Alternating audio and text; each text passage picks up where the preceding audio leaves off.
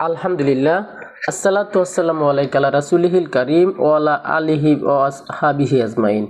প্রিয় ইবতিদায়ী তৃতীয় শ্রেণীর শিক্ষার্থীরা, আজকে আমরা আপনাদের পাঠ্য বইয়ের ১৯ নম্বর পাঠ থেকে আলোচনা করব। ১৯ নম্বরকে আরবিতে কি বলা হয়? আত-তাসিউ আশারা, অর্থাৎ ১৯। এই পাঠে কি লেখা আছে, কোন বিষয়ে আলোচনা করা হবে? ফি হাদিকাতিল হায়ানাত, অর্থাৎ চিড়িয়াখানায়। চিড়িয়াখানা সম্পর্কিত নানান বিষয় এই পাঠে আলোচনা করা হয়েছে। আদা আহমাদ, আহমদ ফিরে আসলো। ইলাল বাইতি, বাড়িতে। ফারহানান, আনন্দ চিত্তে। কলাত উখতুহু মুসফিরা, তার বোন মুসফিরা বলল, মা বিকা এ আহমদ, হে আহমদ তোমার কি হলো? ওয়া কলাত ফাতিমা, এবং ফাতিমা বলল, মা হাজিহি ফারহাত, তুমি এত আনন্দিত কেন, তার কারণ কি? কলা, আহমদ বলল, গদান, আগামীকাল আমরা যাব, ইনশাআল্লাহ, আল্লাহ চায়েন তো, উসাফিরু, ভ্রমণে, ইলা ঢাকা, ঢাকায়, ইন্দানা রিহলাতান, আমাদের ভ্রমণ রয়েছে, ইলা হাদিকতি হায়ানাত, চিড়িয়াখানায়। জাহাবা তুল্লাবু ইলা হাদিকতিল হায়ানাত, শ্রেণীকক্ষের সবাই চিড়িয়াখানায় গেল। রআ আহমাদ আল আসাদা, আহমাদ একটি সিংহ দেখল। ওয়াকফা আমামা ফিল, অতঃপর সে হাতির সামনে দাঁড়ালো। ওয়াকদ্দামালাহু টাকা, ফাতানা আওলাহু বি খুরতুমিহি, এবং হাতির দিকে একটি টাকা দিল এবং হাতিটি কি করলো? ও রফা আহা শাকিরান, ধন্যবাদ চিত্তে সেটি গ্রহণ করলো। ওয়া রআ, এবং দেখল, নামিরা, চিতাবাঘ। ওয়া জাহাবা ইলাল কুর্দ, তারপর সে বানরের দিকে গেল। ফারাআত, অতঃপর দেখল, তিফলাতান তারমি মাওজা লাহা, মাওজা মানে কলা, তিফলাতান মানে শিশু। অতঃপর সে বানরের দিকে গেল এবং দেখল একটি শিশু সে বানরকে উদ্দেশ্য করে কলা ছুঁড়ে মারছে। ফাতুসরিউ লি আখজিহি, অতঃপর বানরটি তা ধরার জন্য ছুটে আসলো। ওয়া শাহাদা গজালাত, অতঃপর সে হরিণ দেখল। ওয়া জারাফাত, জিরাফ দেখল। অন্নাআমাত, উট পাখি দেখল। অল বালাবিল, এবং বুলবুল দেখল। ওয়া সাআলা আহমাদ মুদাররিস, আহমাদ শিক্ষককে প্রশ্ন করল, কাইফা ইস্তেমাআত হাজিল হায়ানাত, এই পশুগুলোকে কিভাবে একত্রিত করা হয়েছে? ইস্তেমাআত মানে একত্রিত করা হয়েছে, হাজিল হায়ানাত এই পশুগুলোকে। কলা, শিক্ষক বলল, জমিয়াত একত্রিত করা হয়েছে, মিনকুল্লি মাকান, বিভিন্ন জায়গা থেকে, লি নরাহা, যাতে আমরা দেখতে পারি। ওয়া নাদরুসু হায়াতাহা, এবং তার জীবন সম্পর্কে জানতে পারি। ওয়া নারিফু কুদরাতাল্লাহি তাআলা ফি খলকিহি, এবং আল্লাহ তাআলা সৃষ্টি জগৎ সম্পর্কে আমরা গবেষণা করতে পারি। তো আমরা এবার অনুশীলনীতে চলে আসব। অনুশীলনীতে এক দিকে বলা হচ্ছে, মা সাবাবু ফারহাতি আহমাদ, অর্থাৎ আহমাদের আনন্দের কারণ কি ছিল? সাবাবা ফারহাতি আহমাদ রিহলাতান ইলা হাদিকতি হায়ানাতে ফি ঢাকা, আহমাদের আনন্দের কারণ হলো ঢাকায় চিড়িয়াখানায় ভ্রমণ। দুই দিকে বলা হচ্ছে, মাজা শাহাদা ফি হাদিকতিল হায়ানাত, সে চিড়িয়াখানায় কি কি দেখলো? সে চিড়িয়াখানায় অনেক কিছু দেখেছিল। সে চিড়িয়াখানায় দেখেছিল হায়ানাতে গজালা, হরিণ। ও জারাফাত, জিরাফ। ও নাআমাত, উট পাখি। অল বালাবিল, এবং বুলবুল পাখি।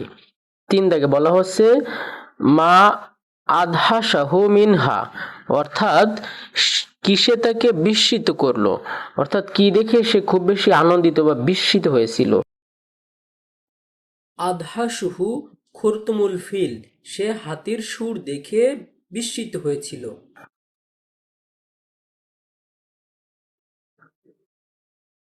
বাদাগে একটি ছক রয়েছে। এই ছকে প্রথম সারিতে রয়েছে পুরুষবাচক শব্দগুলো এবং নিচের সারিতে রয়েছে স্ত্রীবাচক শব্দগুলো। তো পুরুষবাচক শব্দ লেখা রয়েছে আহমাদ, আসাদুন, ফিলুন, নামিরুন, মুদাররিসুন। আর স্ত্রীবাচক শব্দ রয়েছে ফাতিমাতু, মুসফিরাতু, আজালাতু, জারাফাতু, নাআমাতু। তাহলে পুরুষবাচক এবং স্ত্রীবাচক শব্দ এখানে মূলত রয়েছে। তো পুরুষকে আরবিতে বলা হয় মুজাক্কার এবং নারীকে আরবিতে বলা হয় মুয়ান্নাস। তাহলে মুজাক্কার কাকে বলে? হুয়া কুল্লু মা ইয়াদুল্লু আলা জাকারিন, অর্থাৎ যা দ্বারা পুরুষবাচক বোঝায় সেইটি পুরুষবাচক শব্দ।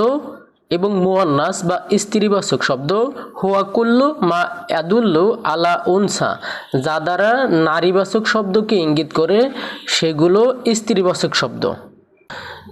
জিম দাগে বলা হচ্ছে অনুচ্ছেদটি ভালোভাবে পড়তে হবে এবং সেখান থেকে প্রাণীর দুটি স্ত্রীবাচক এবং মানুষের দুটি পুরুষবাচক রূপ খুঁজে বের করতে হবে। তো মানুষের দুটি পুরুষবাচক শব্দ একটা হচ্ছে মুহাম্মদ, আরেকটা কি লেখা যায়?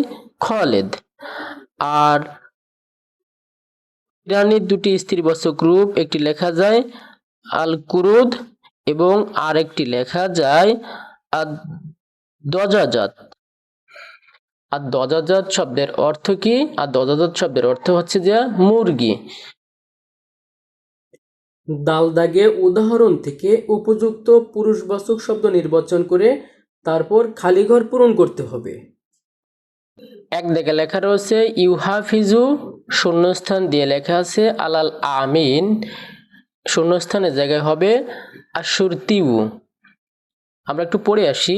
ইউহাফিজু আশুরতিউ আলাল আমিন, পুলিশ নিরাপত্তা নিশ্চিত করে। দুই দাগের শূন্যস্থানে হবে আল মুমাররিজু, আল মুমাররিজু ইউসাইদু তবিব, ডাক্তার রোগীকে সেবা করে। তিন দাগে লেখা রয়েছে একরাউ, শূন্যস্থানের জায়গায় হবে আল মুজিউ আনবা আ, অর্থ পাঠক সংবাদ পাঠ করে। তারপরে লেখা আছে ইয়া আমালু, শূন্যস্থানের জায়গায় হবে আল মুহান্দিসু ফিল মাজই, প্রকৌশলী কারখানায় কাজ করে। পাঁচ দাগে শূন্যস্থানে হবে আত-তয়্যারু, ইয়ান্তালিকু আত-তয়্যারু ফিল জাউই, বিমান চালক শূন্যে গমনাগমন করে। তাহলে এখানে পুরুষবাচক শব্দ প্রথমটার মধ্যে রয়েছে আশুরতি, দ্বিতীয়টার মধ্যে রয়েছে আল মুমাররিজু, তৃতীয়টিতে রয়েছে আল মুজিউ, চতুর্থ বাক্যের পুরুষবাচক শব্দ রয়েছে আল মুহান্দিসু, পঞ্চমে রয়েছে আত-তয়্যারু।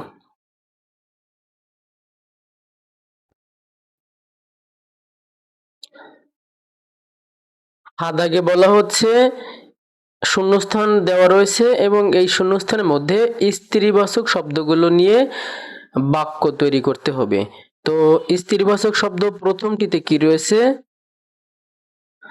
আল উম্মু, দ্বিতীয়টিতে স্ত্রীবাচক শব্দ রয়েছে আল মুআল্লিমাতু, তৃতীয়টাতে স্ত্রীবাচক শব্দ রয়েছে আর সাজারাতু, চতুর্থ বাক্যে স্ত্রীবাচক শব্দ রয়েছে আল বাকারাতু, পঞ্চম নম্বর শূন্যস্থানে স্ত্রীবাচক শব্দ হবে আল উসফুরাতু এবং সর্বশেষ অর্থাৎ ষষ্ঠ নম্বরে শূন্যস্থানের জায়গায় হবে রাহিহাতু। অওদাগে বাক্য মিলকরণ। আল উম্মু তুরাব্বি আওলাদাহা তারবিয়াতান হাসানাতা, মা তার সন্তানকে উত্তমভাবে লালন পালন করে।